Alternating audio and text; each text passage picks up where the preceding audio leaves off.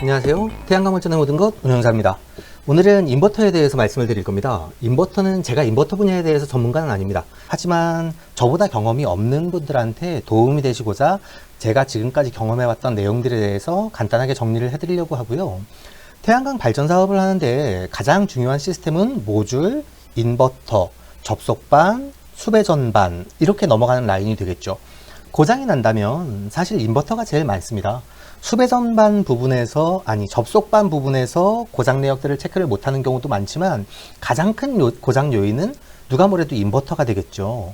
그러다 보니까 인버터를 선택하는데도 많은 고민이 되실 거고, 많은 고민을 하지만 사실 인버터를 여러 대를 같이 놓고 쓸 수는 없는 부분이다 보니까 처음에 초기에 선정하시는 인버터를 최소한 5년 이상, 8년 이상, 10년 이상도 가져가셔야 되는 부분이다 보니까 조금 신중하게 고민을 하셔야 되고, 신중하게 고민을 하시더라도 사실은 지금은 선택지가 너무나 많습니다. 소비자들께서 많이 안 알아보실 뿐입니다. 알아보지 않아서 선택지가 없는 거지, 많이 알아본다면 선택지는 너무나 많이 있습니다. 오늘 제가 알고 있는 인버터 경험에 대해서 간단하게 공유를 좀 해드리겠습니다. 태양광 인버터를 선정을 할 때 고민되는 부분이 되게 많죠. 요즘에는 이제 인버터가 워낙에 다양하게 나와 있다 보니까 사실 30kW 저용량에 대해서는 고민할 게 없지만 100kW, 200kW, 500kW 메가급으로 넘어가시면 인버터를 어떤 거를 선정해야 되는지에 대해서 고민할 부분들이 상당히 많습니다. 센트럴 인버터라고 하죠. 대용량 실내형 인버터가 있고, 대용량 실외형 인버터가 있고, 분산형 벅뷰형 인버터, 스트링 인버터들이 있습니다.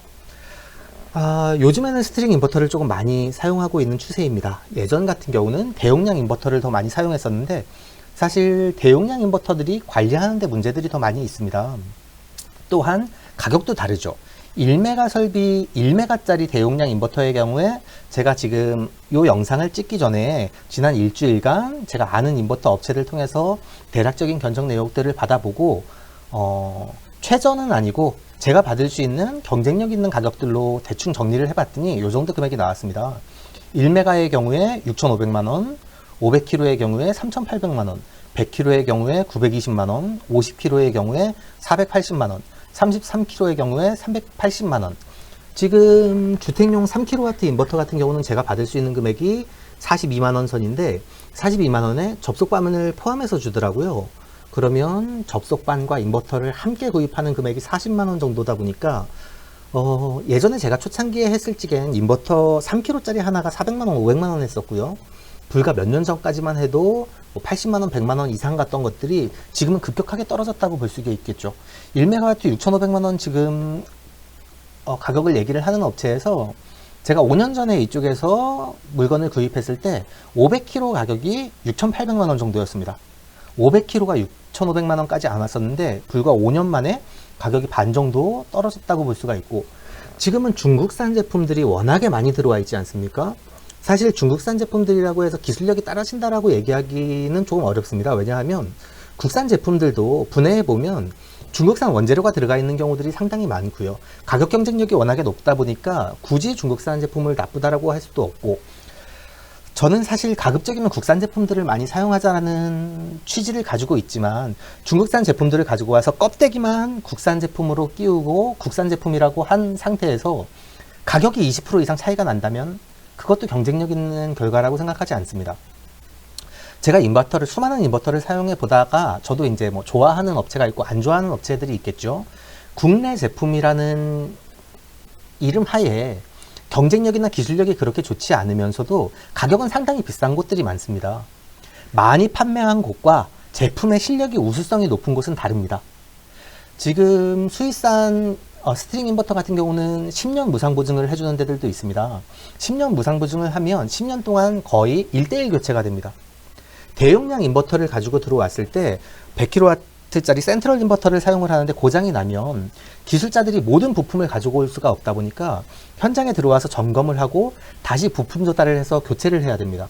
그럼 출장비가 더블로 들거든요. 그러다 보니까 유지관리 비용도 비싸지고 관리 비용이 비싸질 수밖에 없습니다.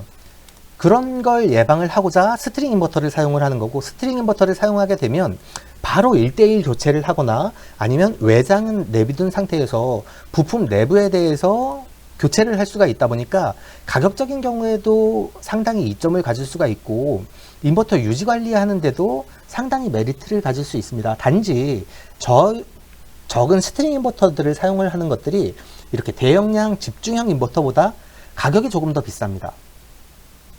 제가 센트럴 인버터 100kW 인버터에 대해서 설치된 지 지금 7년 정도 된 인버터인데요.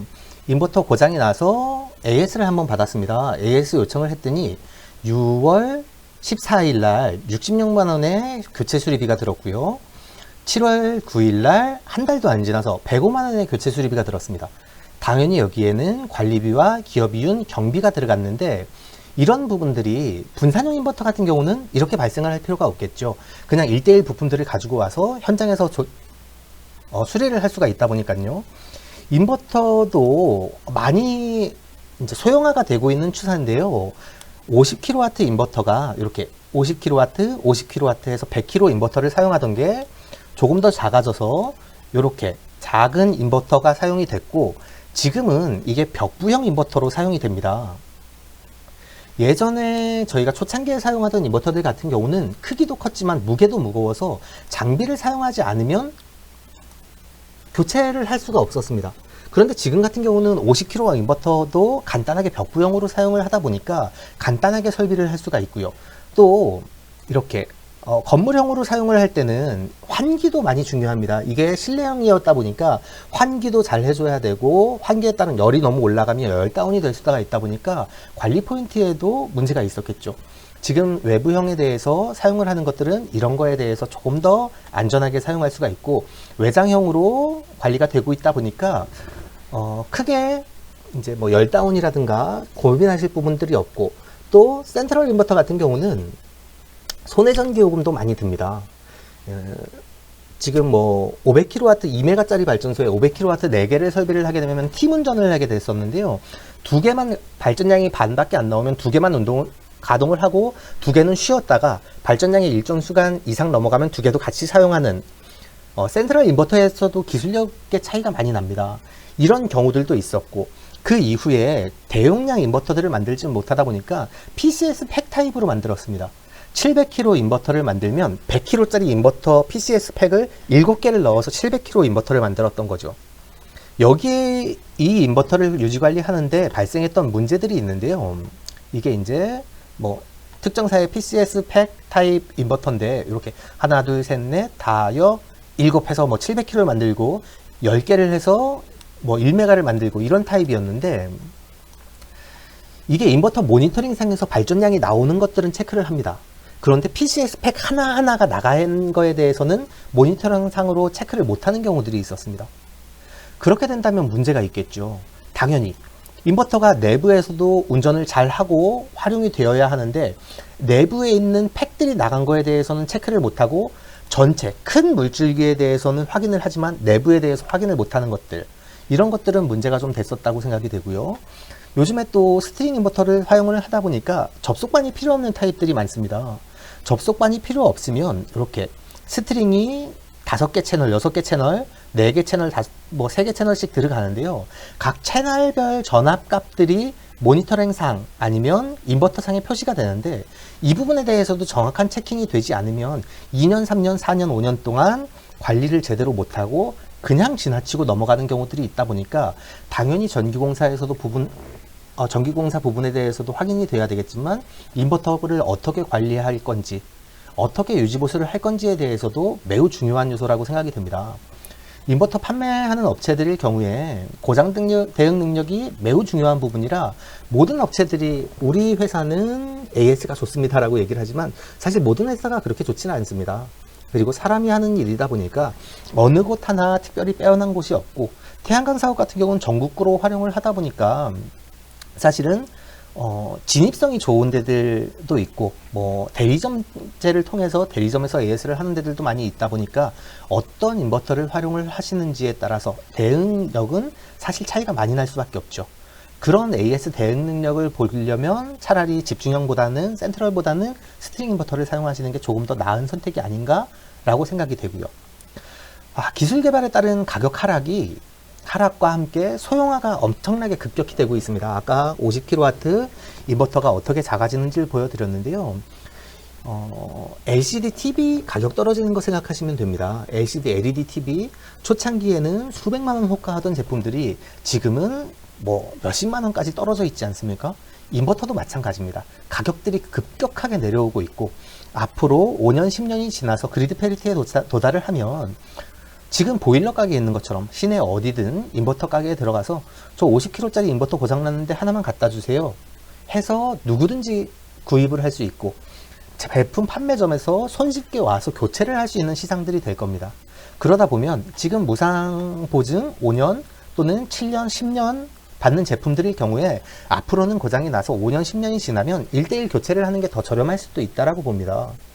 그렇다 보니까 사실 초창기에 가격들을 최소한으로 낮춰서 설비를 해야 되는 곳들은 센트럴 인버터를 사용하시는 게 낫고, 그게 아니라 5년, 10년이 지나서 내가 한 10년 정도 지나면 그때 돼서 효율이 더 좋고 제품성이 좋은 제품들이 나왔을 때 교체를 하는 것까지 고려를 하고 있다. 아니면 문제가 발생했을 때 나는 일제일 교체를 하는 게 좋겠다라고 생각을 하시면 스트링 인버터를 사용하시는 것도 좋은 방법이라고 생각합니다. 모니터링에 대해서도 지금 많이 제가 유지관리에 대해서 말씀을 드리는 부분에 대해서 모니터링을 빼놓을 수가 없는데요. 각 전압 전류별 모니터링을 할 수 있다면 사실 조금 더 용이하게 됩니다. 그런데 그렇게 모니터링이 안 되는 상태라면 아까 말씀드렸던 것처럼 각 채널별 전압 전류가 어떻게 잘 나오는지에 대해서도 중간중간 확인을 하셔야 되고요. 이게 집중형 인버터일 경우에 팀 운전이 가능한지, 아니면 팩에 따른 PCS 팩에 따른 전압 전류가 체크가 가능한지, 그거에 따라서 변동률을 체크할 수 있는지도 보셔야 됩니다. 대용량 인버터를 사용하고 계시는데 7개, 500kW 인버터에 PCS 팩 5개가 들어갔는데 그 중에 2개가 고장났는데도 모르고 2년, 3년 운영하시는 경우들도 볼 수 있습니다. 이런 건 나와 상관없는 얘기일 수도 있지만 당신과 직접적인 상관이 있는 경우도 있다 보니까 그 부분에 대해서는 잘 체킹을 하셔야 되고, 스트링 인버터 같은 경우도요, 전기공사 끝나면 인버터 내부 디스플레이 창에도 채널별 전압이 다 체크가 되니까요, 한번 면밀히 체크를 해보시는 게 좋습니다. 사람이 하는 일이다 보니까 실수가 나올 수밖에 없습니다. 요즘에 인버터에 대해서 참 고민해야 될 부분도 많고, 청소나 팬, 대용량 인버터 같은 경우는 팬도 관리를 해줘야 되는 부분들이 많고, 먼지에 취약하다 보니까 먼지에도 예민하고요. 예전 같은 경우는 건축물 내부에 센트럴 인버터들을 많이 넣다 보니까 열 다운이 되는 경우가 많아서 에어컨을 설비해 놓으시는 데도 많고, 갤러리 창을 이용해서 환기에 대해서 고민하시는 분들도 많지만 요즘엔 더 다양한 선택지들이 많이 나와 있습니다. 제가 말씀드리는 것만이 정답이라고 할 수 없고, 저는 그저 제가 경험했던 부분에 대해서 간략하게 말씀드릴 수 있는 부분이 다니까요, 그거 이외에 대해서도 많이 고민을 해보시고요. 어떤 인버터를 어떻게 사용했을 때 우리가 얼마만큼 최적의 효율을 느낄 수 있는지, 이렇게 큐비클을 사용을 해서 내부에 넣어야 되는지, 외장형이 나오는 IP65 등급 이상의 인버터를 사용할 수 있는지에 대해서 여러모로 많이 고민을 해보시고 가격도 많이 따져보시는 게 좋을 것 같습니다. 제가 모듈 선택 때도 말씀을 드렸는데요, 가격이 더 이상 낮아지지 않는 게 아닙니다. 더 이상 많이 알아보지 않기 때문에 그렇습니다. 마찬가지로 에너지관리공단 홈페이지 들어가시면 인버터에 대한 인증 내역들도 확인하실 수가 있고, 인버터를 수입하는 업체들에 대한 내역도 어느 정도 찾으실 수 있을 겁니다. 국내에 다양한 업체들이 들어와 있고 수많은 인버터들이 있다 보니까 인버터들에서 가격 비교하시고 경쟁력 있는 제품들, 수익이라는 건 투자비를 낮추면 수익률은 올라가는 겁니다. 투자비를 최소화해서 최대의 수익률을 낳을 수 있도록 최선의 결과를 만들 수 있도록 준비하시는 게 좋을 것 같습니다. 또 더 이상 궁금하신 게 있으시면 댓글로 참여해 주십시오. 제가 아는 한도 내에서 많이 나눠드릴 수 있도록 노력하겠습니다. 감사합니다.